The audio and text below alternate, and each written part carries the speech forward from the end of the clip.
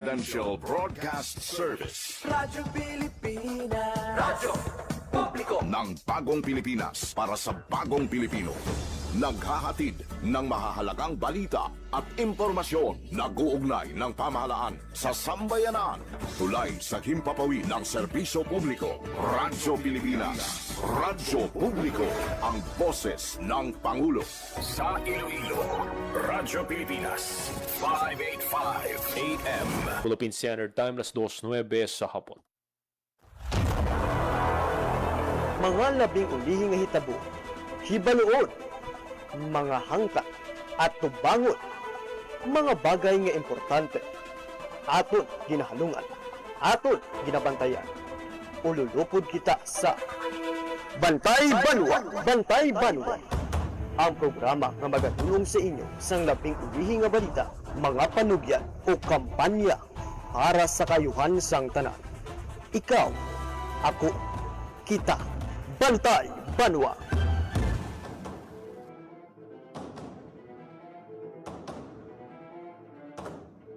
Mayong hapon Western Visayas.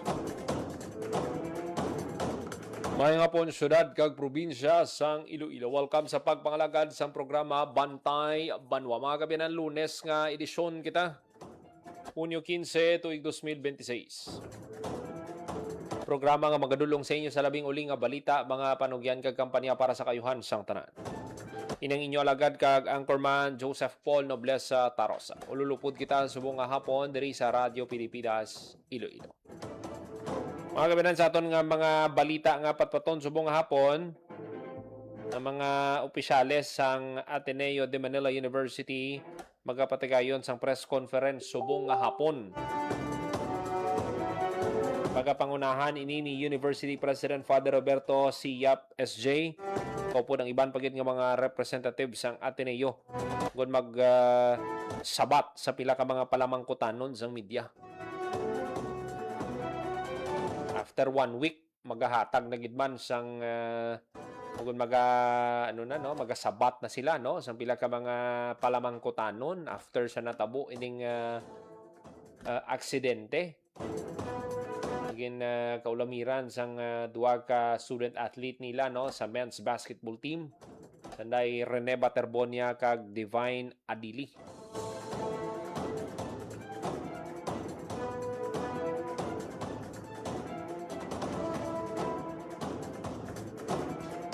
Samtang mga kabiyanan ginalauman nga magalawig pa sang 46.37 days ang supply sang krudo sa Pilipinas as of June 12 suno sa Department of Energy.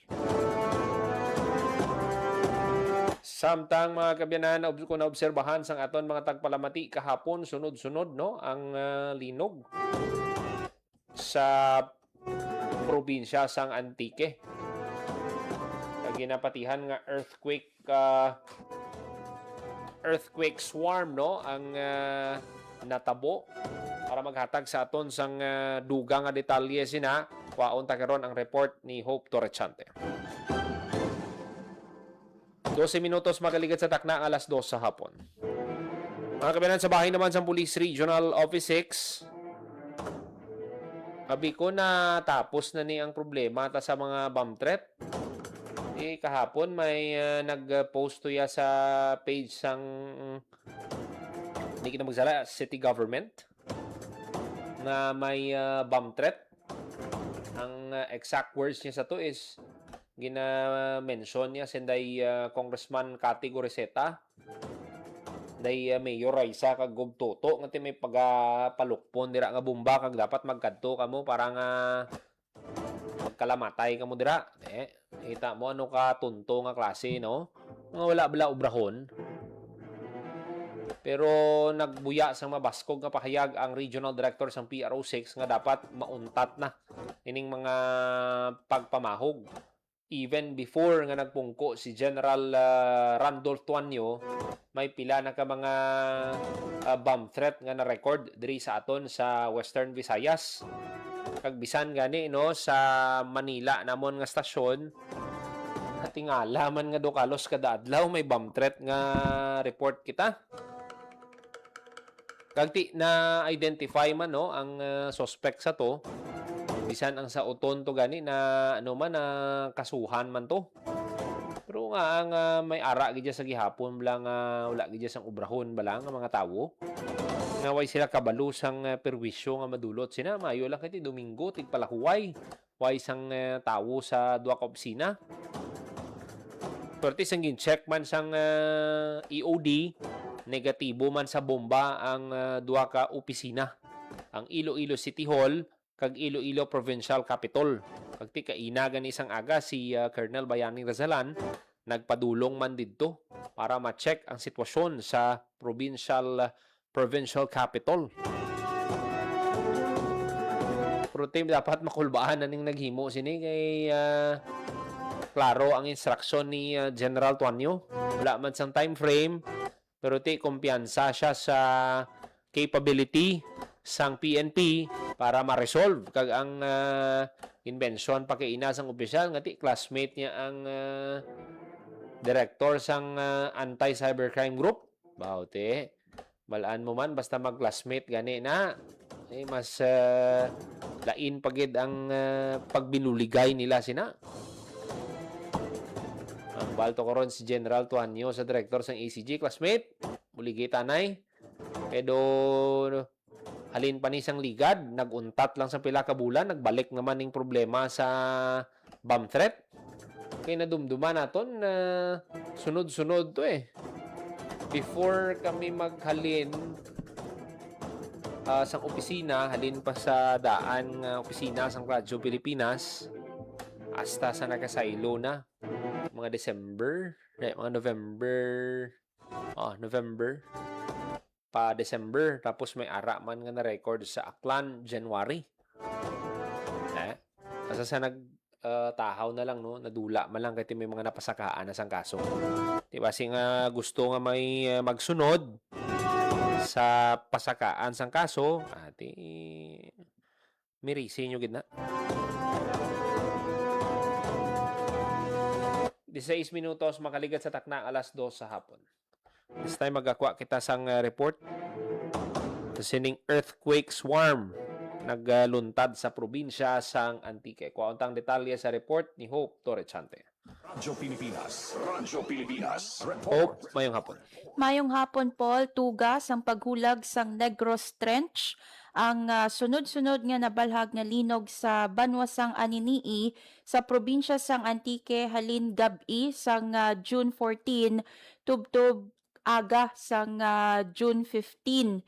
So sa aton nga pag-interview no kay Engineer Ray Antioquia sang DOST Fivox Rojas City ang nabalhag no nga earthquake o kon linog halin sang 9 PM sang June 14 tubtob alas 7 sang June 15 yara sa 13 no kag hindi man tanan sinipol nabatsyagan no sang tawo may mga pila lang ka mga mabaskog nga linog ang isang magnitude 4.9 no nga nabalhag kagabi nga adlaw ihatagan lang naton sang quick recap ang aton nga mga pumuluyo Paul no sa history sang linog nga nabalhag halin kagabi sang June 14. So nagsugod no 9:06 sang gabi sang June 14 magnitude 4.2. Ginsundan ini alas 9:51 magnitude 2.5, 10:31 PM magnitude 2.2, 11:22 PM magnitude 4.3, 11:34 PM sang June 14 nakabalhag sang magnitude 4.9 iniya nabatsyagan sang pila naton ka mga pumuluyo sa isla sang Panay and also no sa neighboring province sang Negros Occidental. Kaagahon naman niya sang June 15 no 12:17 AM magnitude 2.5 ginsundan sang 12:39 2.4 magnitude 12:59 AM magnitude 2 amo naman niya ang pinaka mahinay no nga nabalhag nga magnitude sa nasambit nga earthquake swarm o kon ng 13 kasunod-sunod no nga linog nga nabalhag dira sa Aninii Antique. 2 a.m. sang June 15, 3.6 magnitude, ginsundan sang alas 3:25 sa aga, magnitude 3.3 naman to ya, alas 4:08, magnitude 2.9, kag magnitude 3 sang 4:28 a.m. Ang pinaka-latest poll sa aton nga pag-monitor sa DOST PHIVOX na balhag 3.5 magnitude alas 7:46 kaina sang aga. So 13 no ka mga pag-uyog sang duta ang nabalhag sang DOST PHIVOX. Again, i-emphasize lang naton po no kangay sa mga magnitude 2, hindi ina siya mabatsyagan sang tao no, but may ara kita sang pinakamataas nga nabalhag magnitude 4.9, may ara man sang magnitude 4.2, may ara man sang magnitude 4.3. So ang nakita nga kabangdanan may paghulag sa Negros Trench. Sa aton nga mga kauturan, kung wala pa sang idea no, isang Negros Trench sa mga earthquake generators no sa isla sang Panay, upod dira ang West Panay Fault no. So duha ang earthquake generators naton, ang West Panay Fault kag ang Negros Trench. Ang Negros Trench naman ya Paul no, dira ina na yan nahamtang sa western section sang Panay Island. Kung lantahon naton no sa mapa o kon na image nga ginapagwa sang DOST PHIVOX. So hopefully silingani ni Engineer Ray Antioquia, hindi kita magkaalarma no, kay naga-release ang tension no ang duta kag hindi ini siya sa mainland ya Paul no, kundi rather sa offshore ni siya. Ara siya sa baybayon nga area sang ang iya coordinates sini sakop pa sang Anini Antique. So I think reminder man ini sa aton Paula nga hindi man naton mabalaan kung sano nagatuhaw no ang linog silinggani ni Sir or Engineer Ray Antioquia sang DOST PHIVOX Rojas City. Hindi niya makabig nga precursor o kun senyales ang ini nga mga linog sa the big one, kay hindi iya ma-predict no ang pagluntad sang linog. So but rather reminder iniya sa mga pumuluyo naton nga mangin aligmat, mangin alerto kag timely man Paul no, kay June 18 hiwaton ang NSED or National Simultaneous Earthquake Drill and dakip man no ang Western Visayas sa mga nagapasakop dira. So ang kadungan sina no ang PDRRMO Antique or rather PDRRMO Iloilo naga-remind sa mga pumuluyo nga mag-join no sa NSED kag ululupod kita nga mag-duck, cover and hold. Dako nga bagay hope no nga gina-educate kita sang DOST PHIVOX para nga mahibaluan sang aton mga pumuluyo ang magnitude 2, magnitude 3 kag ang mga dapat man naton nga himuon kay sunod-sunod mga daan pila ka beses nga daan kita nga nauyog kay ang iban nabatsagan gid sang aton mga pumuluyo hindi lang sa probinsya sang Antique kundi sa iban pagid nga bahin sang isla sang Panay. Correct, that's right Paul no. So hopefully ang natabo man gani nga magnitude 7.8 no sa Mindanao, wake up call na to suno sa PDRRMO Iloilo.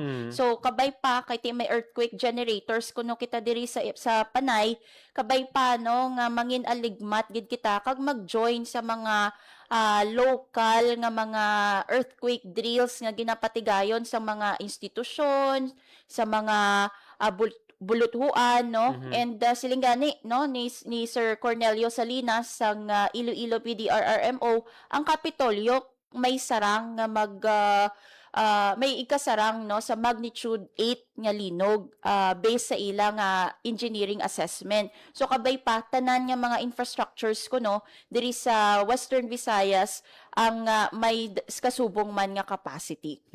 Sa pagkamatuod hope no bisan nga amuning nagakatabo ang mabudlay lang iti hindi mo bala mapreparahan gidyang linog anytime kung nadumduman mo tuhop ang sa Bogo gabi man to ang sa Mindanao to maayo lang nakatapos lang to flag racing ang aton mga kauturan ngati nakaplastar sila sa sagwa sang ang mga school buildings kagti amo na no ang importante lang nga sige-sige ang pag-prepare naton pinaagi sa sining mga earthquake drill. Yes, ang balyani no, hindi na naton pagulaton nga ti mamin biktima kita sa mga collapse structure no. So mas start kita sa pagsunod sang National Building Code nga nagaset sang right standard sa aton nga mga buildings or infrastructures diri sa aton sa Region 6. And hindi ang una Paul nga nakabatsyag kita sang earthquake swarm. Kung madumduman sang nagiligad nga binulan no, may ara man sang earthquake swarm nga nabalhag ang DOST Fivox and suno sa aton nga interview with Engineer Ray Antioquia siling niya local fault atoya nahamtang sa Gimbal Iloilo ang kabangdanan. This time paghulag naman niya sang Negros Trench. So kabay pa sa aton nga mga kauturan, go bag no, may ara gid dapat kamo sang go bag kagkabalo kamo sang obrahon nyo nilang mag-duck cover and hold no, kay ti may mga rules abi dira Paul no, hindi man pwedeng mag-duck lang kamo pero wala kamo kabalo kung paano gid i-execute sang maayo ang rules dira no, ang duck cover and hold. So mas maayo gid nga naga-ano gid kita no, try gid kita nga mag-participate kag mag-ihibalo kung ano gid ang proper nga pag-duck cover and hold. Hope madamo gid nga salamat. Para sa Bagong Pilipinas, Hope Trichante, Radyo Pilipinas, Radyo Publiko. Radyo Pilipinas. Radyo Publiko. Radyo Pilipinas. Inyo nabatian si Hope Torachante sa report sa sining earthquake swarm no nga nag-uyog sa aton halin kahapon tubtob kay inas ang aga kag importante gid nga ma-educate ang aton mga kauturan no kung anong mga dapat nga himuon kay sana siling ko na ang linog hindi mo hindi mo bala ma-predict inabi sa bagyo nga pwede mo ma-preparahan 2 to 3 days. Sa gani, mga 5 kadlaw, pwede ka pagka-preparar, pwede ka ka-evacuate dayon. Kagti, muna, no, ang natabo to sa Mindanao, sakto tong hambal ni Hope, magserbi na to dapat nga wake-up call. Kaya kakusog ginaan, 7.8. Pila na lang, magnitude 8 na. Kaya kung nadumduman yung sa Bogo, ano man to, kusog man to. Tiyari, mas kusog pag yung subong sa ang natabo to sa Mindanao kag damo gid yung mga infrastructures ang nagkalaguba. Radyo Pilipinas. Radyo Publiko. Radyo Pilipinas. Na-try man naton magkuha no sang update no kung nakasugod na ining press conference. Kay isa gid iniman sa ginabantayan no sang aton mga kauturan ining natabo sa duha ka student athletes ang Ateneo de Manila University kag may latest no ang nag-file sang resignation ang ila head coach nga si Tab Baldwin kag gina-accept man sang Ateneo de Manila University ining resignation ni coach effective immediately. Dapat gid man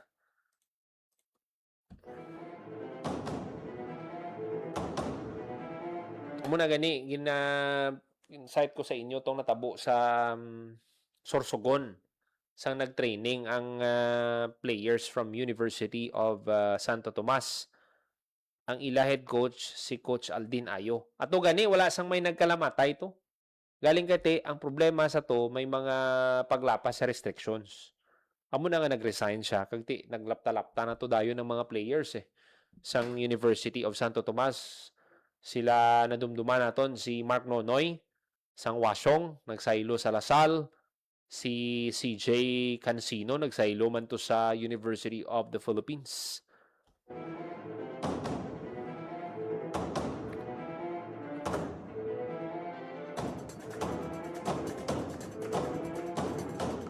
Ang team manager man sang Ateneo no si Epok Kimpo nag-resign man mga kabyanan. Maluway kita may makita nga live no. Dapat may live gid tani no para nga ti mabatian ta ining mga explanation nila. Ano gid balang natabo? Kay ang LGU mismo nagambal nga way gani kamo mag-coordinate sa amon. Nga ay ari kami di. Diba? Pwede nga mag-courtesy call man lang kamo.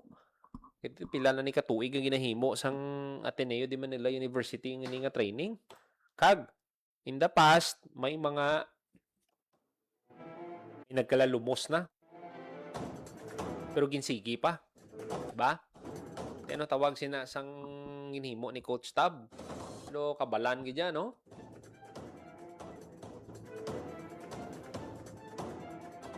Hindi man basta-basta ang nabulig ni Coach Tab Baldwin sa Philippine basketball. Pero ang ginhimo niya subong, kaya siyang head coach. Command responsibility. Ano gid bala ang ginhimo niya? Nga nag-ablagpot gid sa punto nga may magkalalumos nga mga bata. Kaya may mga coaches, no, nagpagwa man sa statement si Rain or Shine head coach Yeng Yao nga nagasiling nga may mga training sila, no, mga aqua training sila, pero ara lang sa swimming pool. Kumbaga may mga nagabantay, kag ti ma-control mo bala, mahapos, muning kaso nga may malumos dira, ano dayon, masalbar dayon. Yara, nantawa nyo bla ang kadalag ko sang balod. Kiti mas budlay ang pag salbar sa kabuhi sang tawo kun amo ni.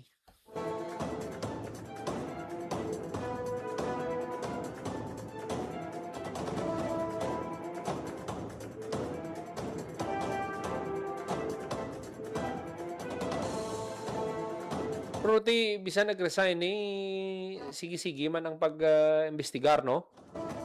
Nagpadulong na gani man ng DILG, no? Si Secretary John Vic Remulla sa lugar. Kagti ang ilagid sini nga ginalantaw nga dapat kung may dapat manabat or kung sino man ang may liability dapat ano gid mahatag gid ina, no? Sa pamilya kagti ano gid kasubo gid kay hindi mo na mabalik ang kabuhi ang kabuhi nga nadula. Bisan butang ta may maayo nga gesture man nga gin-offer ang Ateneo de Davao University pagi sa paghatag sa scholarship sa nabilin nga mga utod ni Rene Baterbonia. Pero ti ang kabuhi nga nadula mabalik pa. Mabalik bala sa scholarship ang kabuhi sang bata. Pero ti aton lang sina nga amat-amat man nga buligan ng pamilya ni Rene. Iti kita mo man pigado man ang pamilya nila, nagapaninguha man lang sila. Nagkari pagida ang ginbuyagyag sang coach sang ang sa Ateneo de Davao niya nga coach, si Coach Jess, nga nagapahayag na ti ang offer ni Rene hindi basta-basta. Naglabot sa 30 schools nag-offer sa iya. Pero ano gid ang deciding factor nga ang nag-commit siya sa Ateneo, inabangod ang commitment sang Ateneo de Davao nga paeskwelahon man, kwaon man sa team ang manghod niya. Kagamo man ang paghimuon sang Ateneo de Davao University.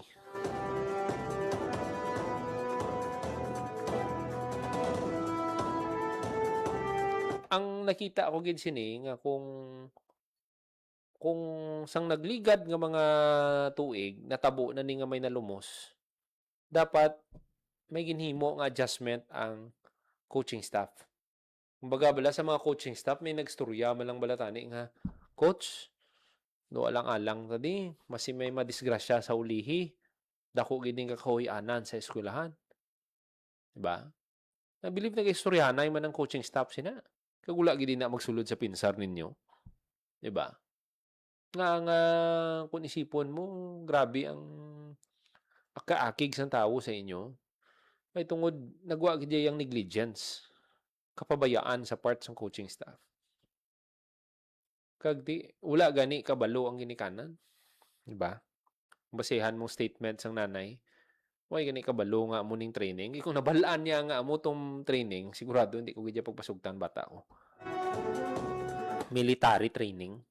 Ti nga mamili maskwela sa PMA si Rene, hindi man, di ba? Basketball man to yung ginintrahan niya.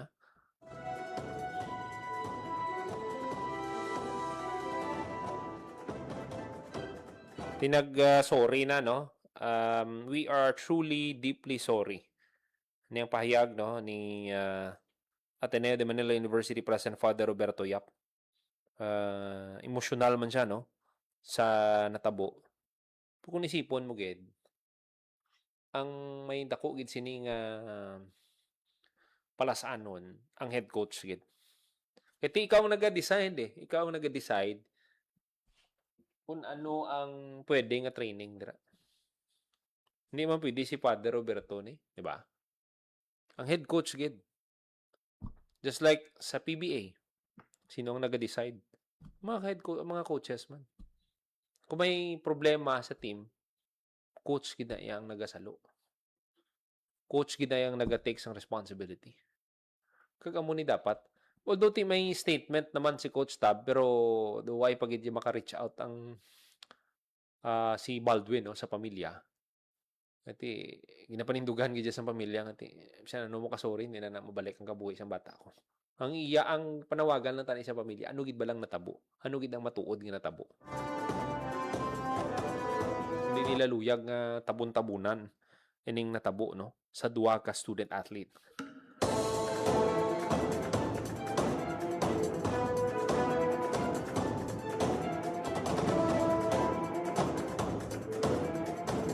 Nantay 5 minutos pakiligid sa takna ang alas 2 sa hapon.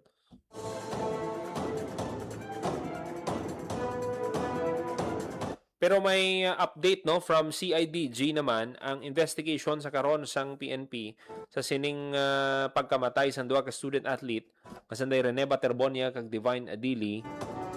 May ginalantaw sila nga possible homicide kag hazing cases.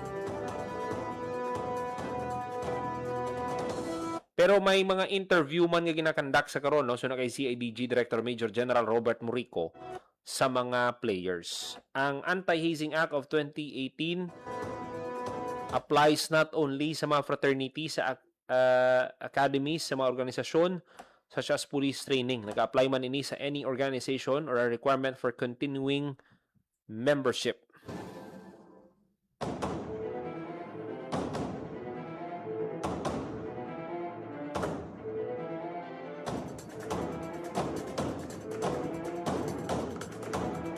Sa 6 minutos magaligad sa takna ang alas 2 sa hapon mga gabinan sa pagbalik sang Bantay Banwa.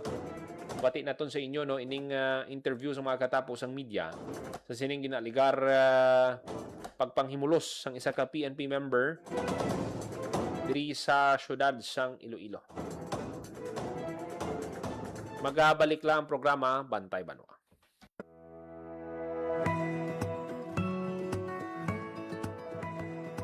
Sa isang bagong Pilipinas, hindi dapat makamba ang pamilyang Pilipino sa mga bayarin sa ospital. Kaya naman sa Zero Billing Policy, libre ang inyong paggamot sa lahat ng mga Department of Health hospitals. Mapa-inpatient, outpatient, o emergency services. Isama na rin ang mga mamahaling gamot, lab tests, therapy, at marami pang iba. Libre ang inyong paggamot. Ang pangangalaga sa kalusugan ng mamamayan ay ang ating pangunahing tungkulin dahil ang serbisyong medikal ay karapatan at hindi dagdag pasanin.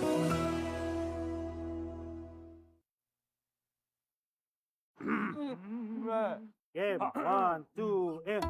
Paatuhod, balikat ulo, kita kwetan, may wangat sus.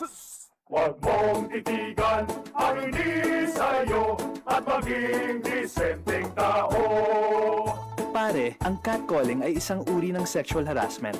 Di biro ang sexual harassment at di nakakamacho ang pang-aabuso. Isang paalala mula sa Philippine Commission on Women at ng himpilang ito. Maging fuel efficient sa wastong pressure ng gulong at pag-set ng thermostat ng aircon sa katamtaman o hindi bababa sa 22 degrees Celsius. May savings ka na aabot sa 5%.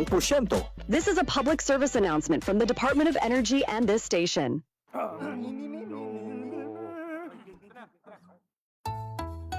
Ang sumitsit ay pangmangmang, ang sumipol ay panghunghang, ang babae sa lansangan, huwag iritan kundi igalang. Pare, ang catcalling ay isang uri ng sexual harassment. Di biro ang sexual harassment at di nakakamacho ang pang-aabuso. Huwag iritan kundi igalang. Isang paalala mula sa Philippine Commission on Women at ng himpilang ito. Ang violence against women and their children o VAUC ay isang krimen at hindi isang pribadong usapin lamang. Ito ay nakasaad sa Rule 3, Section 6 ng Republic Act 9262 o Anti-Violence Against Women and Their Children Act of 2004. May obligasyon ako, ikaw, tayong lahat. And vow now. It's our duty. Ang paalalang ito ay hatid sa inyo ng Philippine Commission on Women at ng himpilang ito. Maging fuel efficient. Planuhin ang bawat biyahe para iwas traffic. Mag-carpool para sa mababang carbon footprint at emission. Tipid na pamasahe, may savings ka na aabot sa 10%. This is a public service announcement from the Department of Energy and this station. Chong, chong, chong, chong, pasipol-sipol, mga manong sa labas. Pagtigil at gumalang, kaya ikaw sara bibig, kundi maganda ang lalabas. Pare, ang catcalling ay isang uri ng sexual harassment. Di biro ang sexual harassment at di nakakamacho ang pang-aabuso. Kaya ikaw sara bibig, kundi maganda ang lalabas. Isang paalala mula sa Philippine Commission on Women at ng himpilang ito. Time to celebrate kulturang Pinoy. Tradisyon, musika, sining, literatura at iba pa. Anything and everything fun and Filipino. Ito ang Pinoy Kultura. Famously known as the lead female character in the epic 19th century narrative of Jose Rizal's Noli Me Tangere, ang Maria Clara ay isang traditional dress na ginagamit ng mga Filipina. Touch Me Not may not just be the title translation of Jose Rizal's book. Pwede rin yan ang sinasabi niya sa kanyang pananamit, since the dress covers almost all of her person. It surely does. Ang Maria Clara ay may 4 na bahagi. The saya, which is a long dress, the tapis, which is a knee-long skirt, the camisa, which is a colorless camise, and the panuelo, which is a stiff scarf. Paano kaya na pinatigas yung scarves na di siya nabaluktot sa hangin? Sa pagplansya yan, gumagamit ata sila ng starch para nakatindig yung scarf all day long. And although the design of the Maria Clara has transformed through the years, in the 20th century, ang Maria Clara ay nag-evolve na to a terno.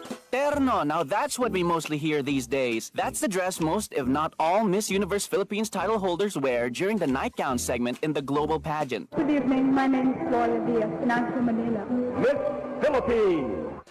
Those butterfly sleeves are really a fashion statement the whole fashion world can't help mention and admire. Exactly. Pinapasikat nila yung humble pinya cloth natin, which is what most ternos are made of. And with the ever-changing times, mixed with silk and ibang materials na rin, giving the terno a modern twist na sumasama sa changing standards in fashion today. Although the Maria Clara style has changed through the years, yung imahe of the classic Maria Clara can still be seen in every terno produced. Ang trahedya naman, if you've read Noli Me Tangere, which I assume we all have had in high school, unless you were so zoned out. Maria Clara and Crisostomo Ibarra don't end up together, but that's for another kultura. It sure is. Now that's a quick look at kultura, because our culture is cool.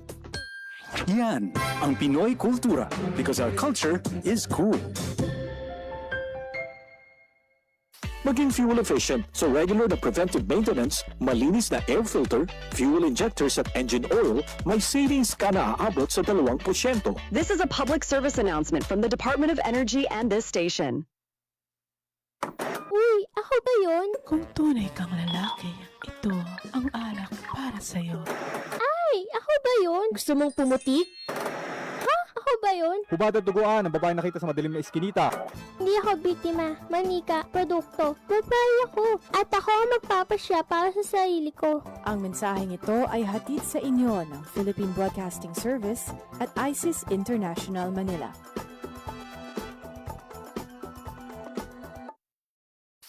Maging fuel efficient.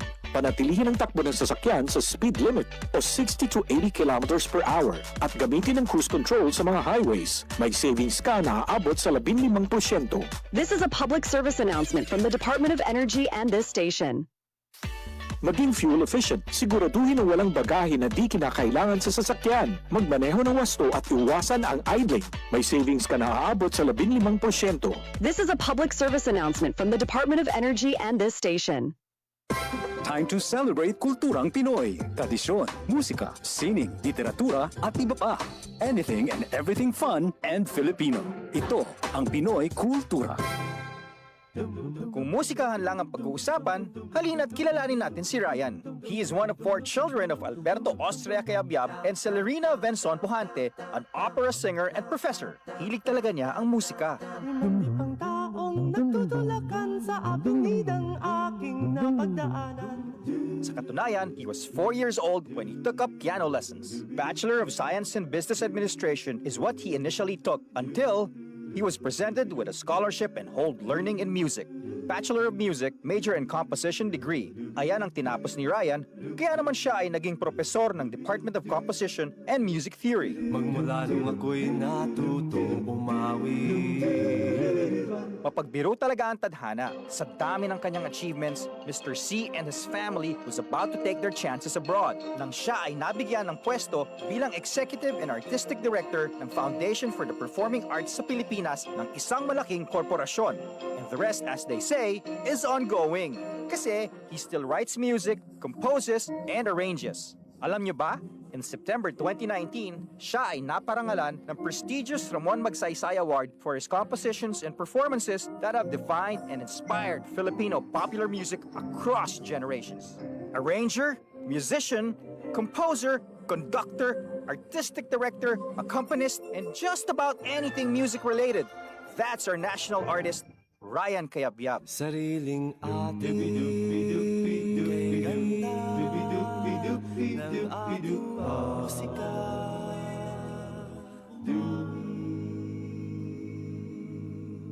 Yan ang Pinoy Kultura because our culture is cool.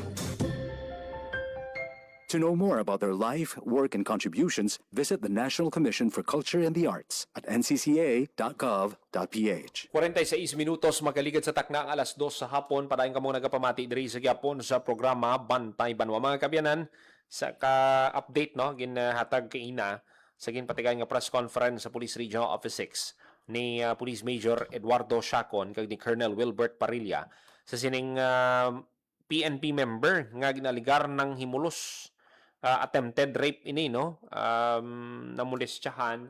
Fortunately wala na naglabot pa sa ano no, muna nga may kaso nga tubangon ini, hindi lang ini kaso kriminal, kaso administratibo man, depende na sa mga investigation sang Regional Investigation and Detective Management Division. So aton pabatian no si Police Major Eduardo Chacon, ang chief no sang Iloilo City Mobile Force Company, kay ang ining police ano ini siya no, member ini siya sang ukon katapo ini siya sang Regional Mobile Force Battalion.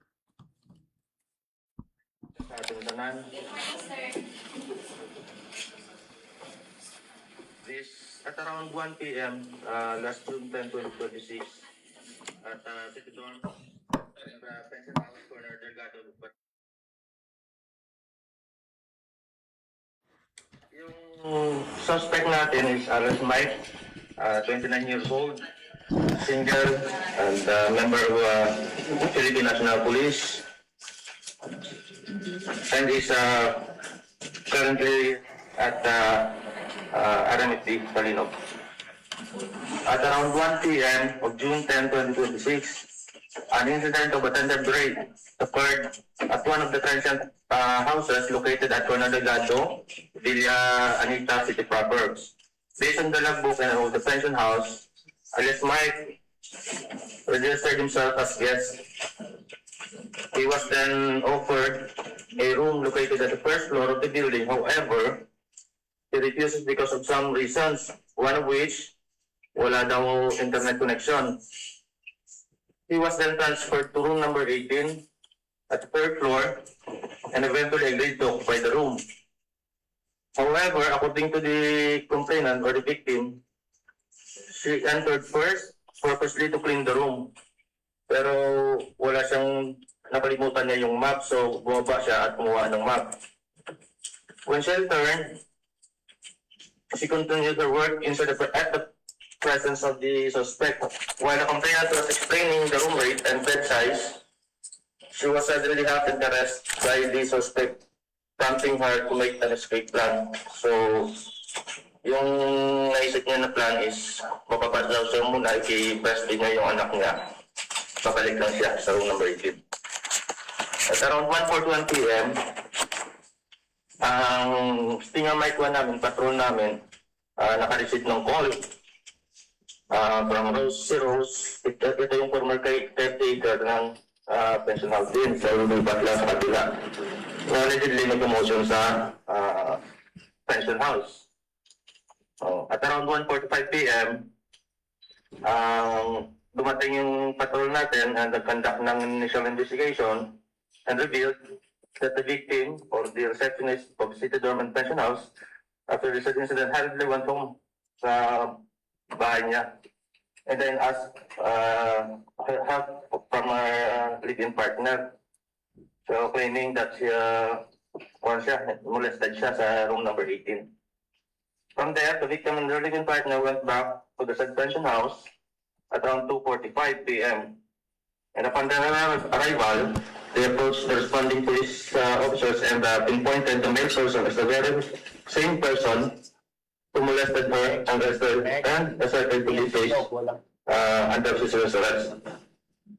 At around 3:30 p.m., the complainant and the suspect were then brought to the police station 7, turned over to GTWC PD, and conducted investigation on both the victim and the suspect. At around 3:30 p.m., the WCPD investigator conducted this apparent investigation and inspection at the door by interviewing the victim's co-worker and reviewing CCTVs. So as of June 11, the WCPD investigator proceeded to prosecutor's office, Iloilo City Hall of Justice, for an inquest proceedings for the case of attempted rape.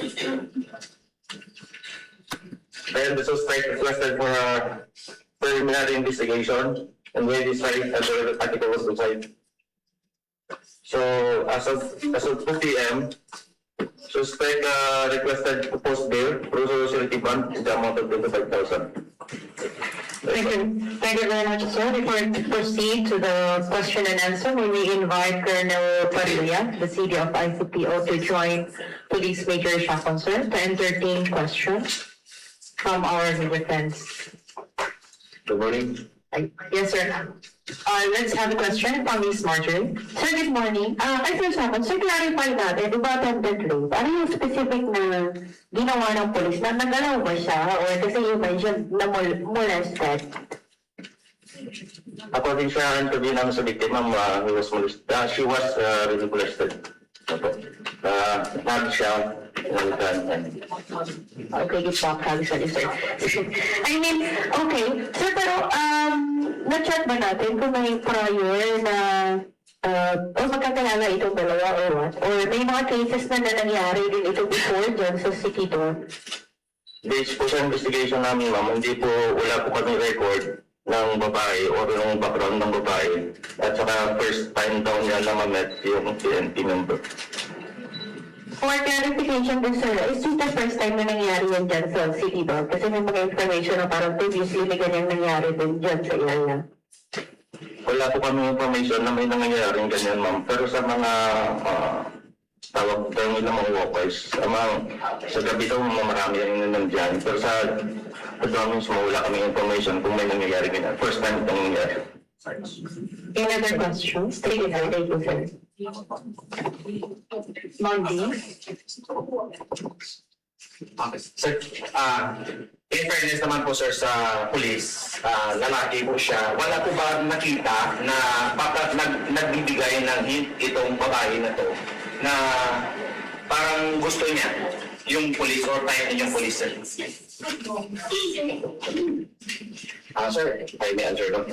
Kahit naman siguro gusto niya, pero yung ginagawa na ng police ay hindi na niya gusto, mag-complain pa rin siya. Thank you. Sir. Good morning. Aside from criminal charges na hinaharap ng ating suspect, may administrative case po ba nakakaharap din ang ating patron? Yes, magkakaroon din siya ng administrative case considering doon sa criminal case na napahil natin sa kanya, susunod yung administrative case. But still, we will give him the due process. No? Pasagutin din naman natin siya with regards doon sa another case na administrative case. When po possible? We will submit the investigation report to the R7. I recommend that. Ginawa ng polis na nagalaw ba siya, sir? Gusto namin, ma'am, hindi po, wala po kami record. Diyan sa ilan. Siguro, Ang hinaharap ng ating suspect, may administrative case po ba nakakaharap din ang ating patron? yes, magkakaroon din siya ng administrative case considering doon sa criminal case na napahil natin sa kanya, susunod yung administrative case. But still, we will give him the due process. No? Pasagutin din naman natin siya with regards doon sa another case na administrative case. Patian no si Major Eduardo Chacon kag Colonel Wilbert Parilla sa sining update no kag sa nasiling ni Colonel Parilla may kaso nga pag-atubangon no kaso administratibo ining suspect isa man ka police officer.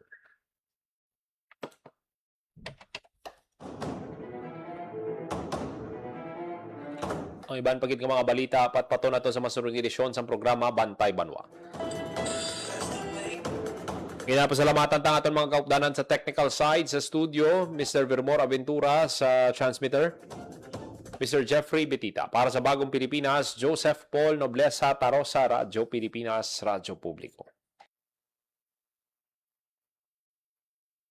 Inyo nabatian ang mga labing ulihing nga kasayuran. Bulag, hublag, tubtub sa masunod naton nga pag-ulupdanay sa Bantay Banwa.